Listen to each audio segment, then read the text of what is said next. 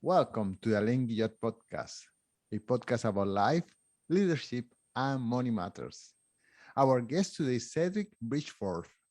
Cedrick is an ordained Methodist minister. He's also Black, gay, fatherless, Air Force veteran, educator, executive coach, consultant, public speaker, poet, and he's a master of hiding in plain sight. He's also an author, and today we will speak about his book, Alabama Grandson, a Black gay minister passes out of hiding. Cedric, thank you so much for being here with us today. Yeah, Elaine, thank you so much for inviting me. Looking There are forward to so the conversation. there are so many hyphens after your name. Seems like the list was endless, but you know what? Reading your book, I found out that you and I have something in common. At one time, you were a Lyft driver, and I used to be an Uber driver at one time. So we are colleagues from work. Yes, yes. Cedric, I was reading your book. Of course, that's why we're here. There are letters that you wrote to your grandmother, and I wonder if you could start by telling us about your life as a little kid growing up with your grandmother in Alabama, the South. What was life like at that time for you? Yeah, I think in the moment, as I was living, I don't think I was really always aware of just how of the trajectory that my life was on. I knew I seemed different from my other siblings, my cousins. I was always trying to find a way to connect or to fit in and wasn't really sure how to make that happen. And I think my way of doing that was just by trying to be the good kid. By not getting in trouble, doing what I needed to do in school, being helpful to my parents, and spending a lot of time with my grandparents because my cousins didn't do that as much as I did, and I found that as a way of sort of carving out my own space in that environment. Okay, so you were growing up in the South, and as far as I have read from the South from 50 years ago, there and still now there's a lot of racial discrimination. I wonder, in that aspect of your life, if you had any incidents that come to your mind.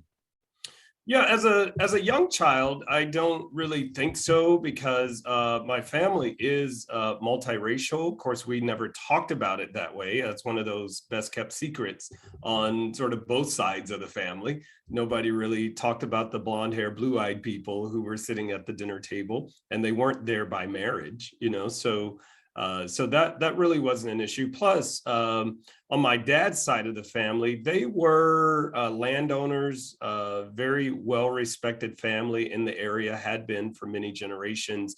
And so I think class and status in some ways as a young child sort of sheltered me from some of that. As I moved into my teenage years, that's when I became more aware of my Blackness, my gayness, and everything else that would set me apart from my peers. How do you become aware of your, first of all, of your Blackness and then of your gayness? I think I was aware of my gayness first. Believe it or not, I think my Blackness just was. I just didn't get it, and because nobody talked about it, it wasn't a thing for me to really consider.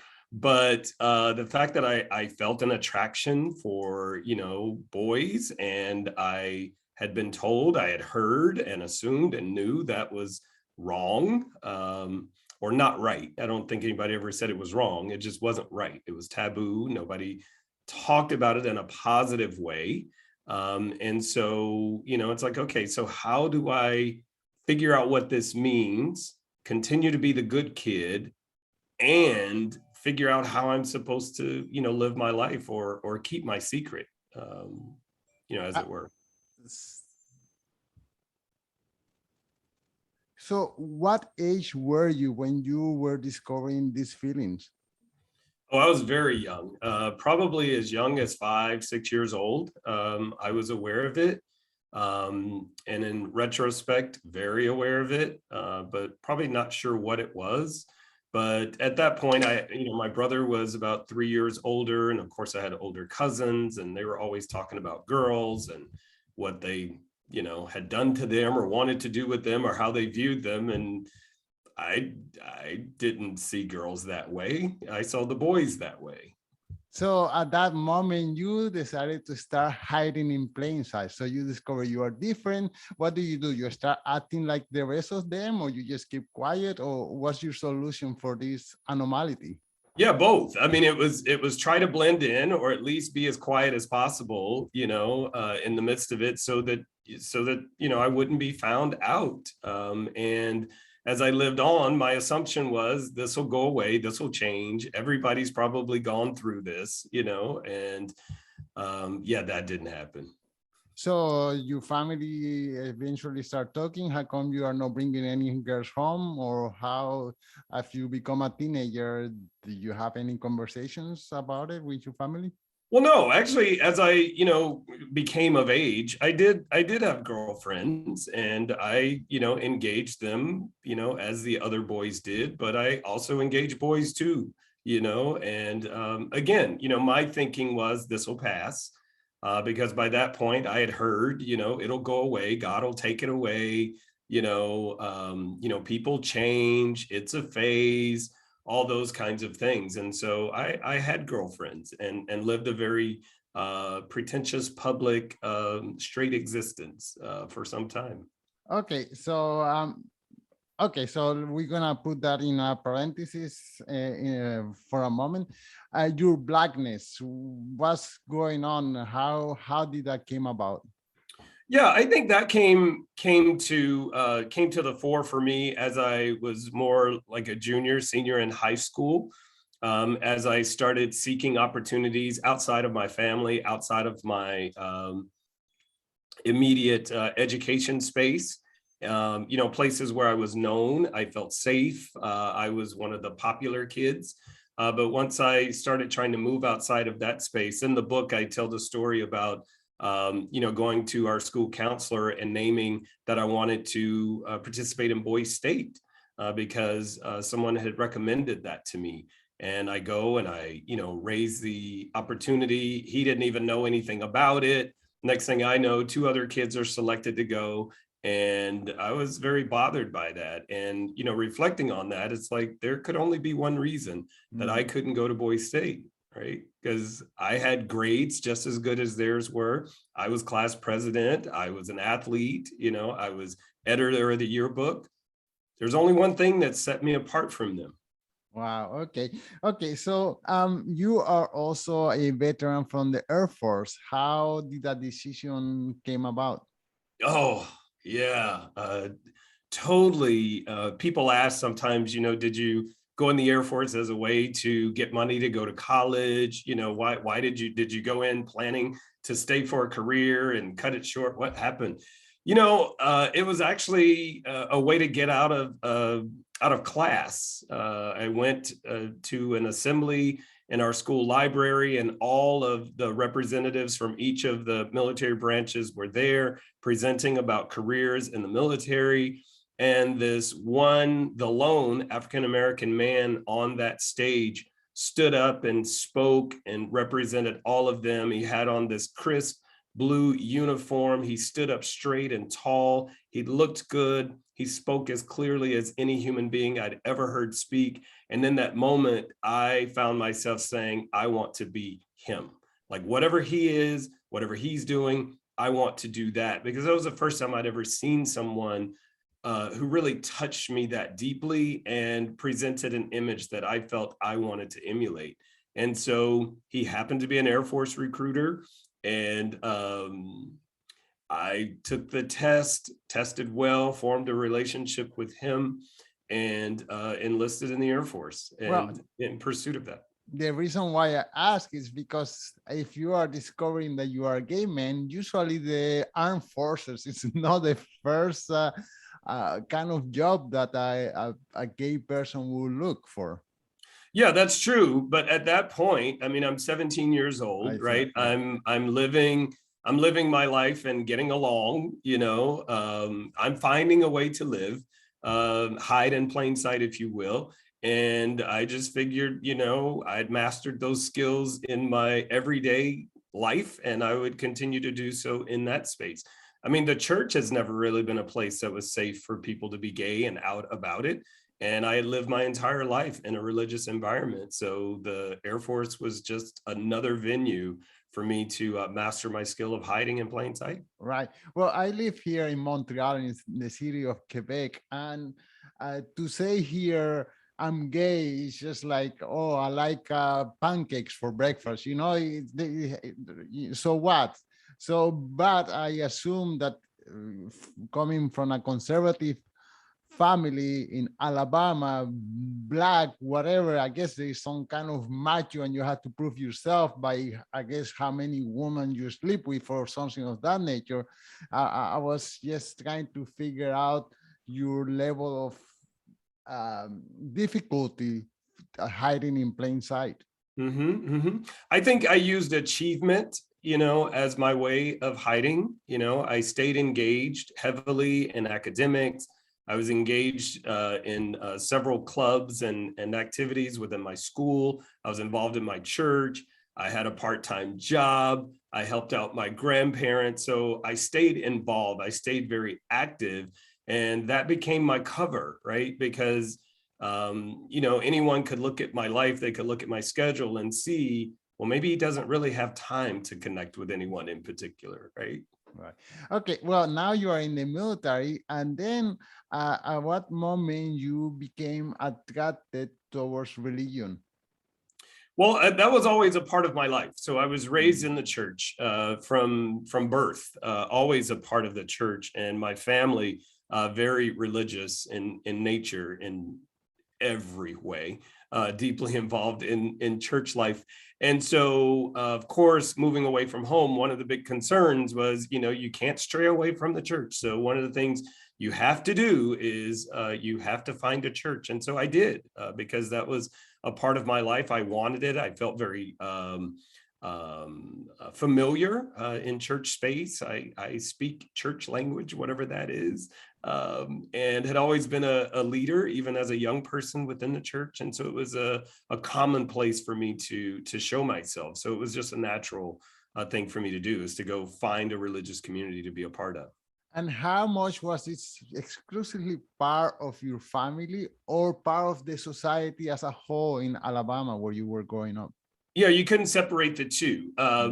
Sundays, most of the businesses were closed still on Sundays. They had what were called blue laws. So unless it was what we now call an essential service, right? It wasn't open on Sundays. And if they did open, it was in the evenings after church time was over.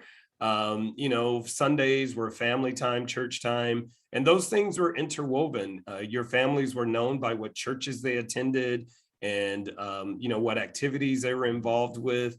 That was just a part of the culture, and the family just mimicked that culture, because people made all kinds of determinations about you by what church you went to and how often you attended. Wow. Yeah. Well, I will share a piece of my life with you. When I was a little kid, my grandmother, I had a tight relationship with my grandmother as well. And she would take me to church. But being a little kid as I was, I couldn't sit still. And I would run around the alley of the church. And then my grandmother would spank me because I couldn't stay still.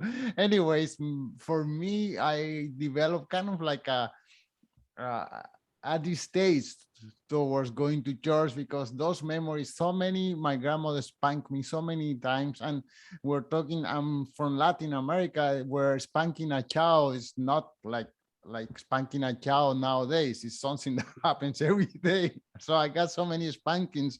And I go to church whenever there's some family event, but yeah, I say no. But okay, so that close the parenthesis.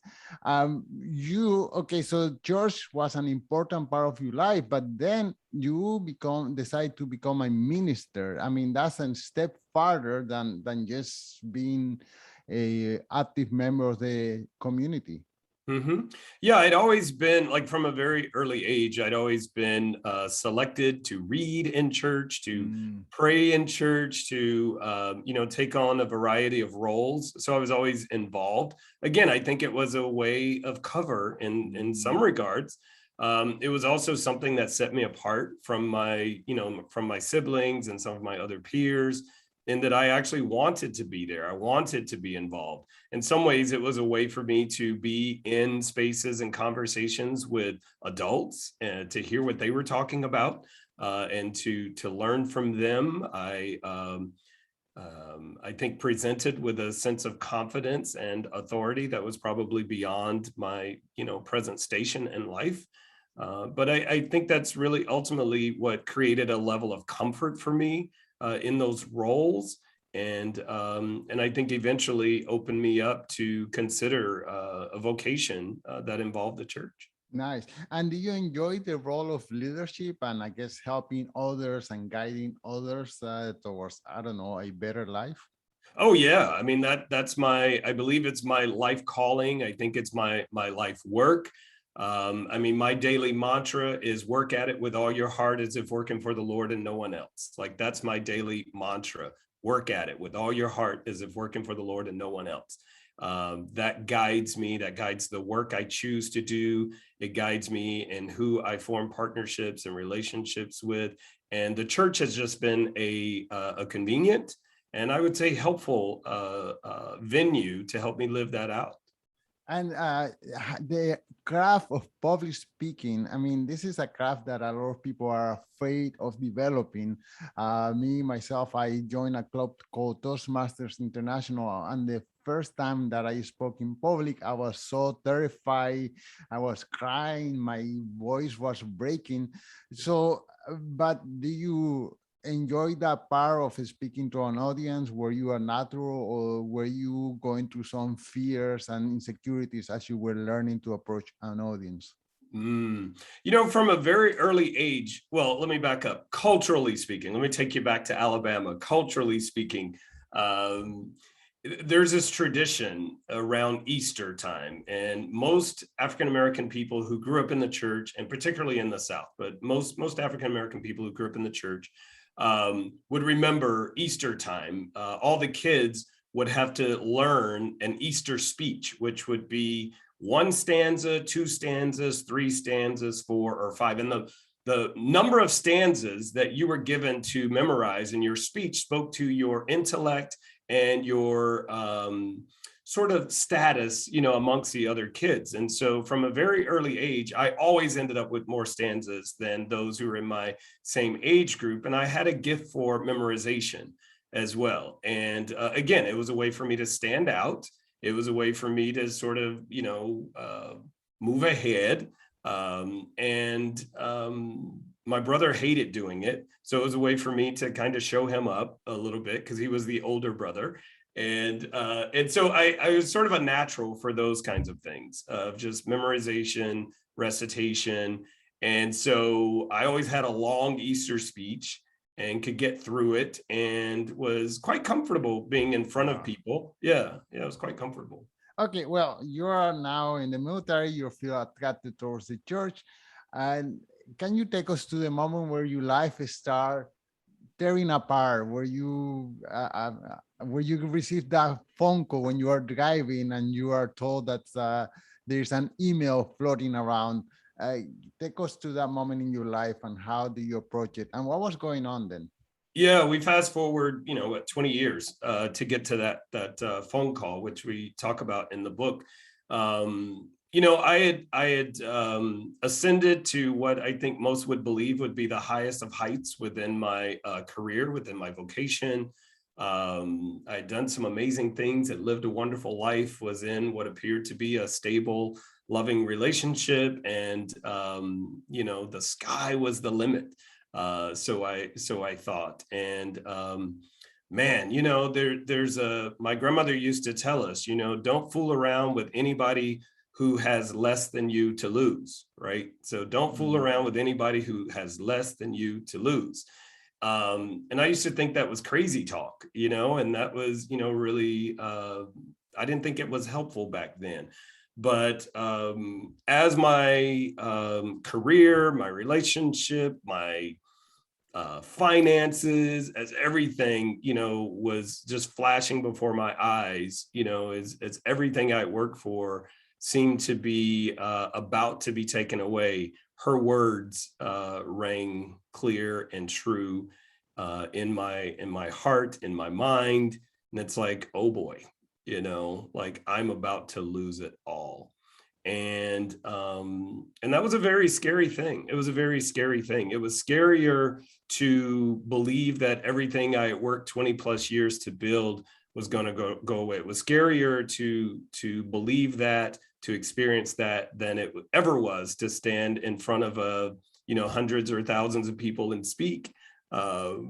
It was one of those knee buckling moments, right? One of those knee buckling moments where I had to really come to terms with, is this the moment where I decide, I tell my own story, I live my own life, or do I let other people always have something to hang over my head, and always live with this threat of losing it all? Okay, but can you share with the audience? I mean, you were driving. Why was this email so crucial in your life, and what is it that just took away from you? Yeah, got it. Yeah. I mean, the reason the email was a problem is because someone that I had, been involved, a friend that I had known for a long, long time, was upset with a decision that I had made not to share my HIV status with him, and took to the airways, if you will, and wrote an email to a whole lot of church officials and other folks, disclosing my personal medical information to people who had no right to ever have that information. And also, naming publicly my lifestyle as a gay man, ordained clergy person in a denomination where that was not lawful. Wow. So how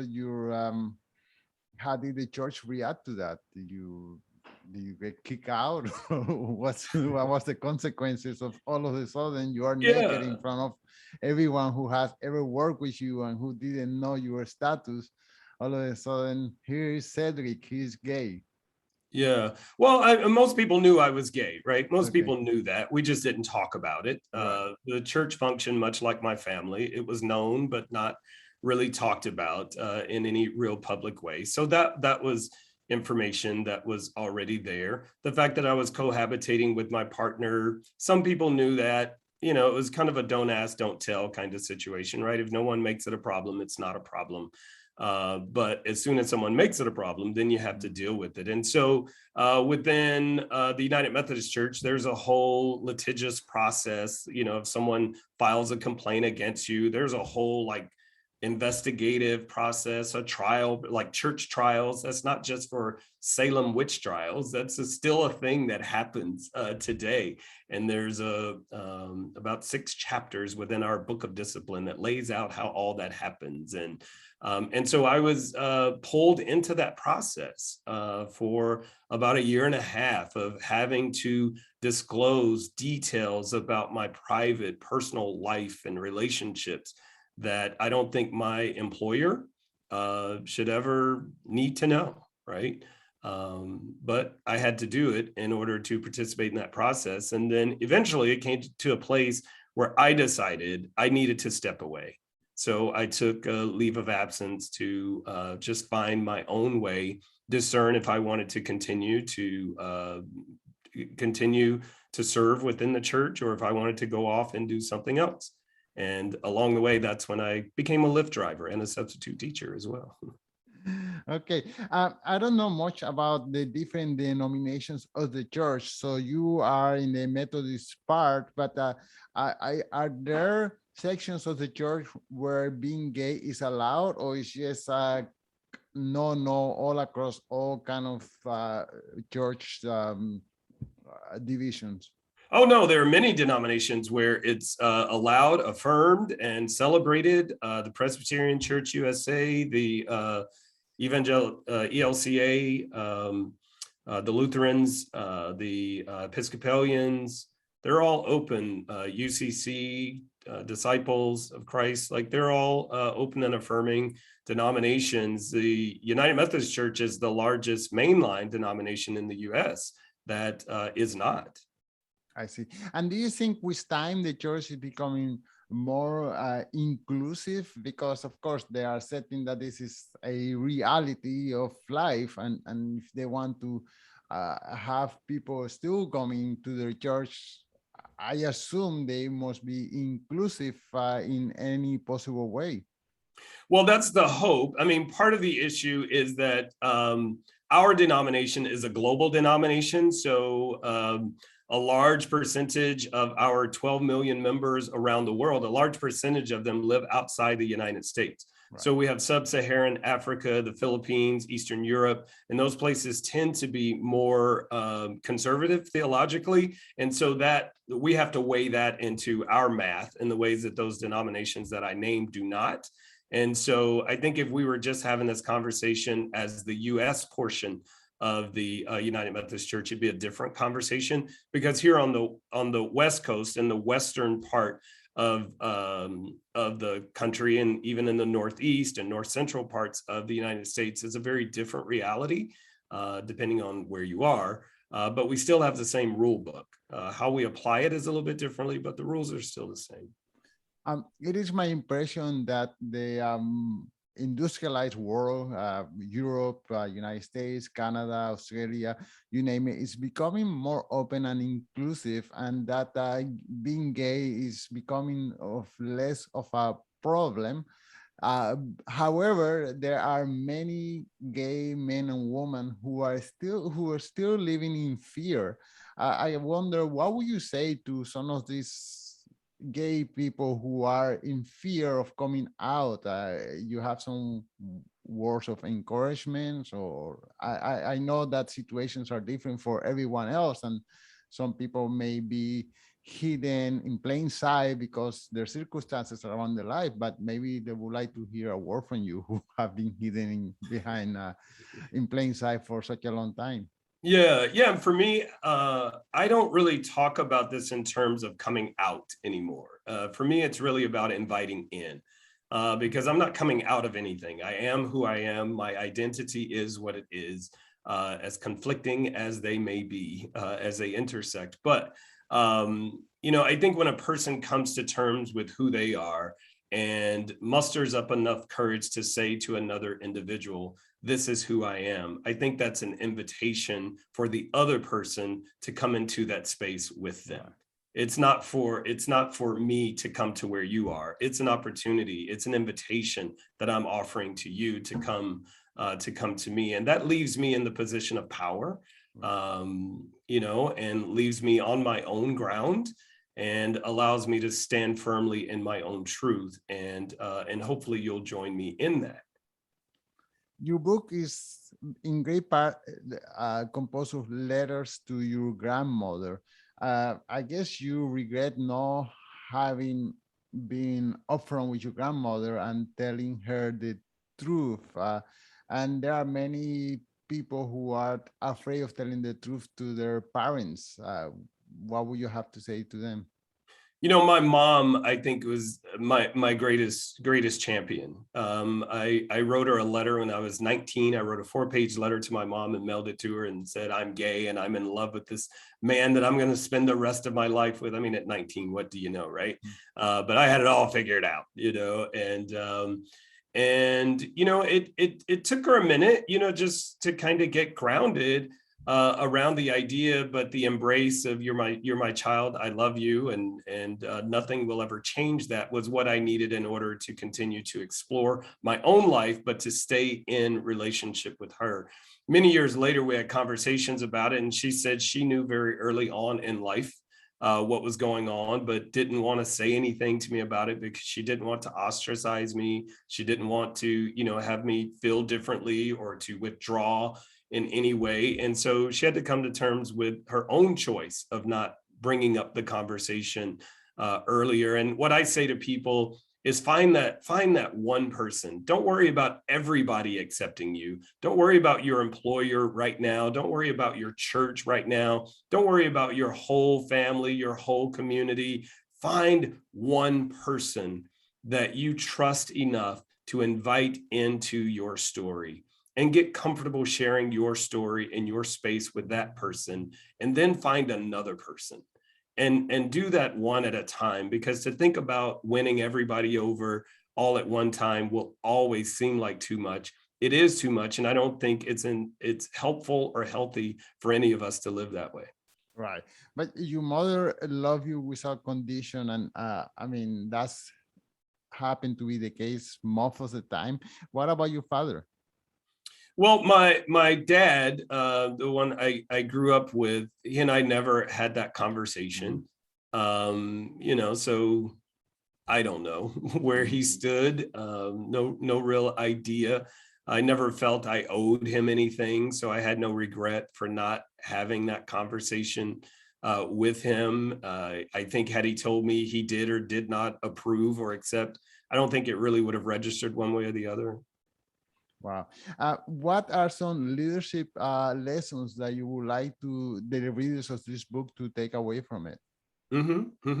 Yeah, I think if no one ever reads the book, I mean, if they can go to Amazon and they can see the table of contents and see the chapter headings there, and those 7 chapters are really some lessons. Those are some life lessons that have helped me, that I've taken away from my own journey, my own story, and experiences, of trusting. The first one is trust your gut, right? There's this inner knowing that all of us have, this little voice, we call it sometimes, that speaks truth to us, that we all too often dismiss because it doesn't always align with what society says or what the authority of the moment may be. But you know yourself better than anyone. And if that little voice inside is telling you something, listen to it, because it's there to help save your life. Another one I would say is, I think it's chapter 4 of listen well.